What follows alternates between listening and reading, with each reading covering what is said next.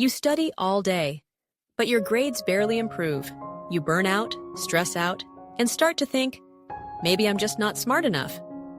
But here's the truth. The problem isn't you.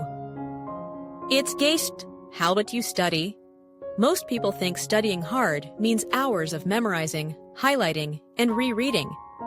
But science shows that these are the least effective ways to learn.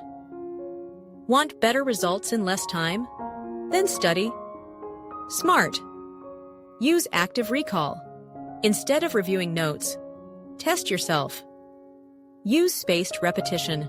Don't cram. Review small chunks over time. Use the Pomodoro technique. Study for 25 minutes. Take a 5-minute break. Your brain loves focus in short bursts. And finally, teach what you learn.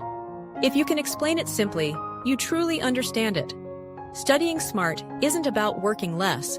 It's about working right. So stop wasting time on methods that don't work. Start learning the way your brain actually remembers.